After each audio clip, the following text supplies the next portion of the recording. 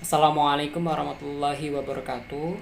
Perkenalkan, saya Moh Calvin, NIM 0402521037, S2 Pendidikan IPA UNES, akan mempresentasikan UTS mata kuliah Paradigma IPA Terpadu dengan mengambil tema penerapan pembelajaran IPA terpadu dengan model Learning Cycle 7E berpendekatan STEM terhadap Creative Problem Solving CPS. Jadi pada kali ini saya akan menerapkan atau mengintegrasikan materi IPA ke dalam model keterpaduan, yaitu Learning Cycle 7E, yang merupakan model pembelajaran berbasis konstruktivisme yang kegiatan pembelajarannya itu diorientasikan pada kegiatan siswa. Jadi nanti itu siswa secara aktif belajar untuk mengkonstruksi atau membangun pengetahuannya sendiri melalui skemata yang telah siswa miliki sebelumnya, berdasarkan pengalaman eksplorasinya seperti melalui kegiatan percobaan, pengamatan, diskusi, dan tugas-tugas atau pemecahan masalah lainnya. Nah, kali ini saya akan memadukan model Learning Cycle 7 atau 7E ini dengan pendekatan STEM. Nah, pendekatan STEM itu sendiri merupakan pendekatan terintegrasi yang menggabungkan mata pelajaran sains, teknologi, teknik, seni, dan matematika sebagai sarana mengembangkan penyelidikan siswa, komunikasi, dan pemikiran kritis selama pembelajaran. STEM ini merupakan adaptasi dari STEM, di mana pendekatan STEM menggabungkan art atau seni pada STEM bertujuan untuk meningkatkan keterlibatan peserta didik, keterampilan pemecahan masalah, kreativitas, dan inovasi. Sehingga model yang dipadukan dengan pendekatan STEM ini memungkinkan dapat meningkatkan creative problem solving pada peserta didik. Selanjutnya, ini adalah materi atau konten IPA yang saya pilih untuk saya integrasikan, di mana materi yang saya pilih adalah listrik dinamis dalam kehidupan sehari-hari. Kemudian, materi tersebut diintegrasikan menggunakan aspek pendekatan STEM. Nah, pendekatan STEM ini itu terdiri dari 5 aspek atau 5 bidang. Yang pertama ada sains. Nah, di dalam sains itu tadi nanti pengetahuan yang diperoleh peserta didik terdiri dari pengetahuan faktual yang dapat dipelajari pada materi ini. Itu misalkan kayak lampu akan menyala jika disambungkan dengan sumber arus. Kemudian pengetahuan faktual mencakup dengan kuat arus yang sama, tegangan rangkaian seri akan terbagi ke dalam sejumlah lampu, sedangkan pada rangkaian paralel tidak terbagi. Kemudian pengetahuan prosedural yang dapat dipelajari pada materi ini seperti kayak cara merangkai instalasi listrik terbuka, tertutup, seri, dan paralel. Serta pengetahuan metakognisi pada materi ini itu tentang bagaimana sih cara menghemat pemakaian listrik pada instalasi listrik di rumah. Kemudian aspek yang kedua ada teknologi. Nah, teknologi yang dilatih pada peserta didik berkaitan dengan pembuatan rumah hemat energi, kemudian jaringan listrik, jaringan instalasi listrik di rumah, kemudian ada internet yang digunakan untuk mencari informasi terkait rumah hemat energi dan rangkaian listrik, kemudian komputer digunakan untuk membuat laporan. Kemudian yang ketiga, sebagai yang ketiga ada engineering, di mana teknik yang digunakan dalam proyek ini itu digunakan untuk merancang miniatur rumah hemat energi, kemudian membuat miniatur rumah hemat energi, kemudian merancang instalasi jaringan listrik pada miniatur tersebut, kemudian membuat instalasi jaringan listrik pada miniatur tersebut, kemudian mengevaluasi hasil pekerjaan. Nah, berdasarkan evaluasi tersebut, kemudian merancang ulang jika diperlukan. Nah, kemudian aspek yang keempat itu art. Nah, ini menjadi ciri khas dari pendekatan STEM, yaitu art atau seni. Nah, seni ini pada aspek dalam pendekatan STEM ini menekankan pada mengembangkan kemampuan dalam mengkreasi suatu ide dengan memperhatikan etika dan estetik tanpa ada batasan. Nah, pada materi ini aspek art ini ditekankan pada menunjukkan kreativitas pada penataan tata ruang terbuka dan tertutup dengan memperhatikan nilai etika dan estetik. Kemudian yang kedua, menunjukkan kreativitas pada penataan kabel pada instalasi jaringan listrik agar terlihat rapi, indah, dan hemat energi. Kemudian yang ketiga, nanti kan di miniatur tersebut ada lampu ya. Nah, pemilihan warna lampu yang bervariasi atau sesuai dengan minat seni yang dimiliki oleh siswa sehingga menjadi ruangan tersebut itu menjadi estetik. Kemudian aspek yang kelima ada matematika. Nah, ketika tadi dalam merancang dan membuat miniatur yang di dalamnya ada instalasi jaringan listrik. Nah, itu tuh di aspek matematika akan menekankan pada menghitung seperti kayak menghitung panjang, lebar, dan tinggi bangunan.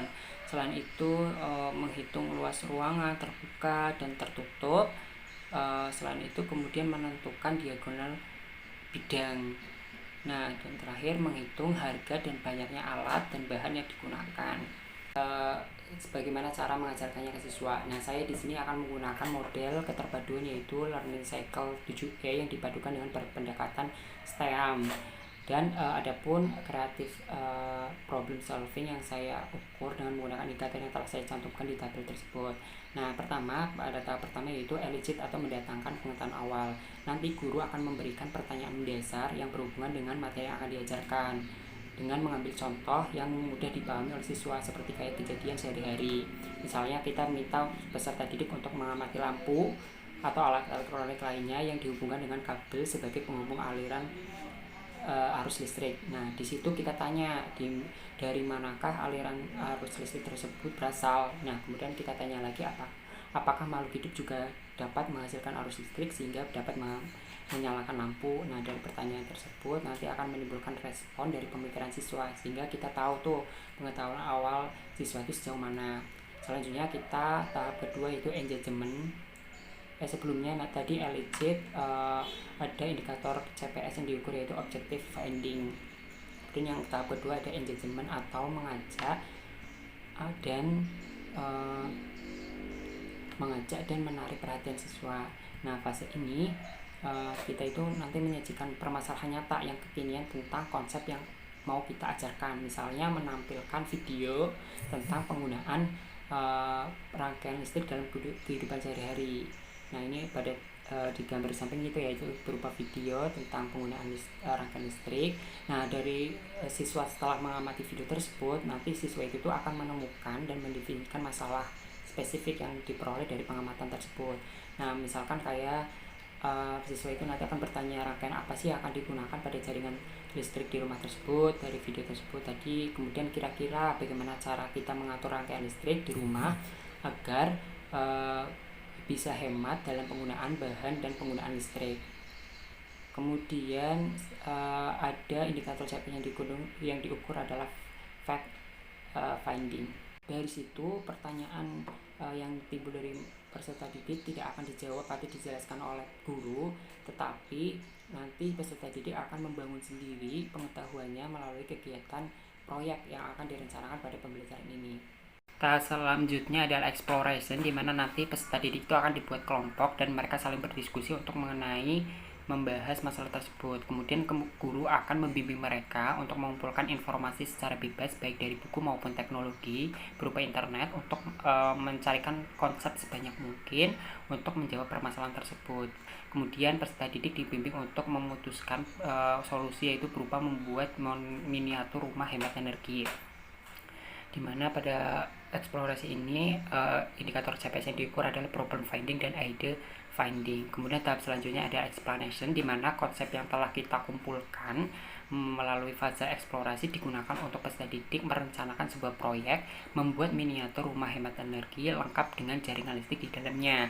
Di mana merencanakan itu mulai dari menggambar sketsa rumah hemat energi, miniatur rumah hemat energi beserta jaringan instalasi listrik yang di dalamnya secara lengkap. Kemudian mereka akan merancang rancangan proyek yang terbaik berdasarkan hasil diskusi. Kemudian mereka akan menghitung jumlah alat dan bahan yang akan dibutuhkan beserta biaya yang akan dibutuhkan.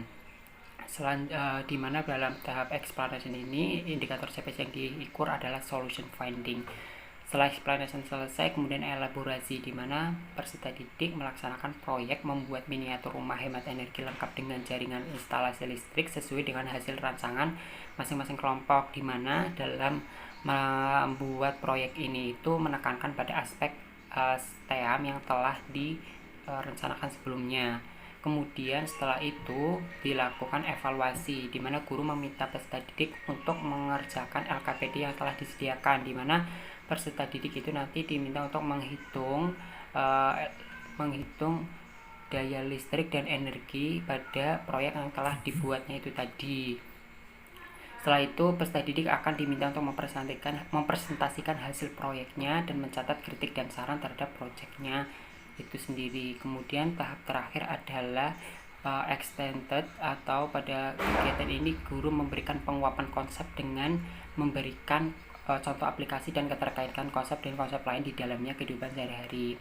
Kemudian guru juga meminta peserta didik untuk membuat refleksi diri di penilaian evaluasi pembelajaran, di mana CPS ini dapat diukur dengan teknik penilaian berupa tes tertulis dengan bentuk penilaian adalah dengan soal pilihan ganda. Terima kasih. Wassalamualaikum warahmatullahi wabarakatuh.